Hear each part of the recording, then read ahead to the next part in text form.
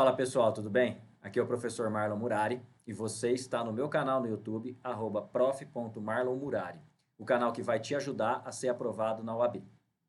Antes da nossa aula de hoje, eu gostaria de te convidar para se inscrever nesse canal e acionar aí o sininho para receber as notificações todas as vezes que eu subir uma aula. Isso ajuda muito esse canal, ajuda muito o meu trabalho e ajuda muito as pessoas a conhecerem essas dicas. Porque o meu objetivo é o mesmo objetivo de vocês.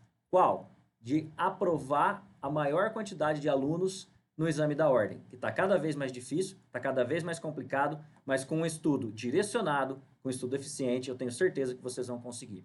Então, por gentileza, se puder se inscrever no meu canal e acionar o sininho, vai chegar a muito mais gente. Até mais e vamos para a aula de hoje. Fala pessoal, tudo bem? Estão gostando das dicas de remuneração? Pois na aula de hoje nós vamos falar sobre descontos nos salários dos empregados, que é um tema muito cobrado em segunda fase, mas também cai em primeira fase, porque ele é cheio de regrinhas, cheio de especificidades e isso você não pode errar. Te convido desde já a se inscrever nesse canal, ativar o sininho para receber as notificações, tá certo? Também, ó, como você pode ver, eu tenho aqui uma divulgação de um curso online meu de segunda fase, que é um intensivo com as principais peças cobradas na segunda fase, com videoaulas, material de apoio, coqueiro dos recursos, dicas imperdíveis e ainda a possibilidade de conversar comigo via WhatsApp. Eu vou deixar a descrição, como nos outros vídeos, aqui. Se você tiver interesse, por favor, vá lá conhecer um pouquinho melhor. E também compartilhe com aquelas pessoas que você sabe que vão prestar o OAB em prática trabalhista, né? E que tem interesse, de repente, em conhecer este meu curso. Então, sem mais delongas, vamos para descontos no salário do empregado. O artigo que você tem que anotar aí na sua CLT e grifar é o 462. Ah, vou fazer só um parênteses. Se você for usar esse mesmo vadimécum que você está estudando para a primeira fase na segunda fase, então eu sugiro que você não escreva nele, porque senão depois você vai ter problemas para usar na segunda fase, tendo em vista que lá na segunda fase não pode ter nenhum tipo de anotação. Se for só grifo com marca-texto, ok, isso não tem problema, mas se você fizer qualquer tipo de anotação, você não vai poder usar esse vadimécum na segunda fase, tá certo?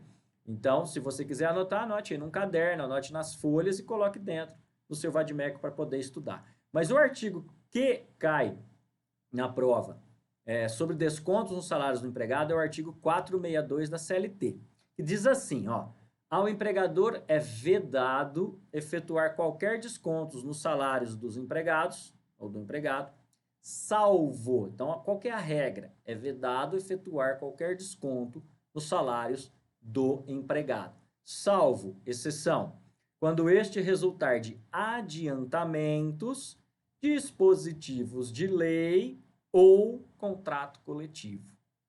Parágrafo 1º. Em caso de dano causado pelo empregado, o desconto será lícito, desde que esta possibilidade tenha sido acordada, tenha sido contratada, ou na ocorrência de dolo do empregado. Então, olha só que interessante. Como é que fica isso? Como é que você anota para não esquecer mais na hora da prova, tanto na primeira como na segunda fase, o artigo 462. A regra não pode descontar, é vedado o desconto. Isso tem a ver com o princípio da intangibilidade salarial, o salário é intangível, tá? Inclusive ele não pode ser penhorado, salvo para pagamento de pensão alimentícia. Então, qual que é a regra? É vedado o desconto. Mas tem exceção, professor? Tem exceção. São os adiantamentos, como por exemplo o vale, sabe o vale que o empregado recebe um pouco antes, depois você desconta, é óbvio.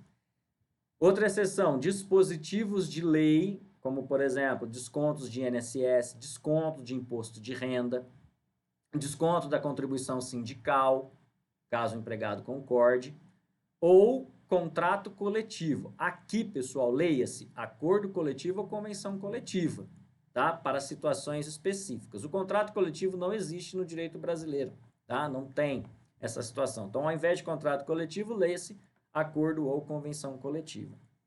E por fim, aquilo que mais costuma cair em segunda fase é o desconto por dano. O empregador pode descontar do empregado os danos que ele cometer, que ele praticar. O empregado quebrou um computador, quebrou um celular que a empresa deu para ele trabalhar. Pode descontar? Depende. Olha só. Em caso de culpa, só pode se tiver prévio acordo, se tiver sido contratada essa possibilidade, em caso de culpa.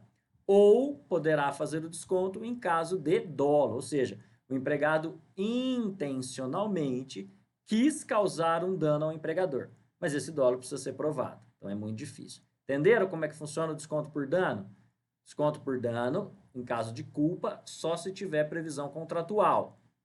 Ou pode descontar em caso de dolo, mas precisa ser comprovado. Tá certo? É isso que você precisa. Agora vamos aprofundar um pouquinho ainda sobre descontos nos salários. Descontos autorizados em lei, contribuição sindical, estou dando alguns exemplos. Prestação alimentícia, quando o juiz determina. Mensalidade do empregado que é sindicalizado, tá? Que é aquele que quer fazer parte do sindicato. Contribuições previdenciárias, o imposto de renda na fonte, entre tantos outros.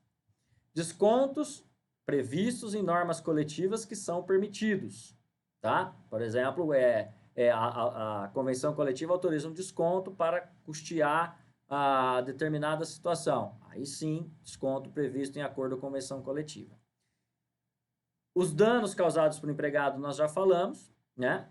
E outro desconto que é permitido, que está previsto em lei, e aí você precisa saber, que é aquele desconto previsto lá no artigo 458, parágrafo 3º, né, nós vamos falar, que é da prestação in natura para habitação e para alimentação.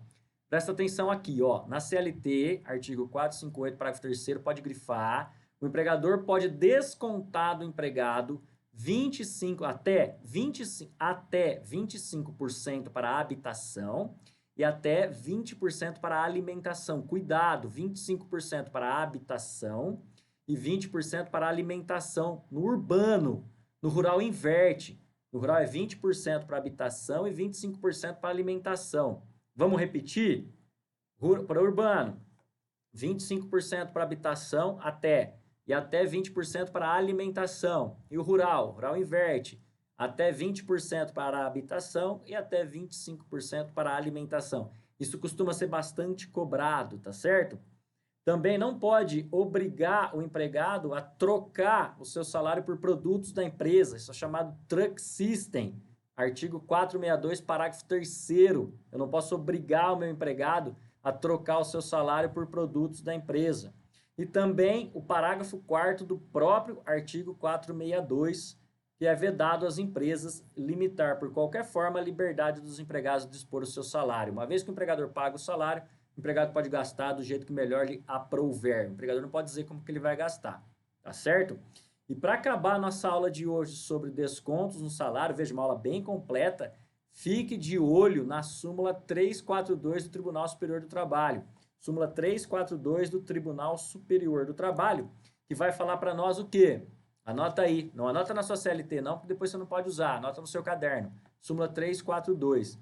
Descontos salariais efetuados pelo empregador com autorização prévia e por escrito do empregado para ser integrado em assistência odontológica, médico hospitalar, seguro, previdência privada, entidade cooperativa, cultural, recreativa, associativa, em seu benefício ou dos seus dependentes, não afrontam o previsto no artigo 462, salvo se ficar comprovada a existência de coação ou outro defeito que vicie o ato jurídico. Então, imagine você trabalha numa empresa, o empregador pergunta para você se você quer fazer parte do plano de saúde empresarial, você vai pagar um valor e a empresa vai pagar um valor.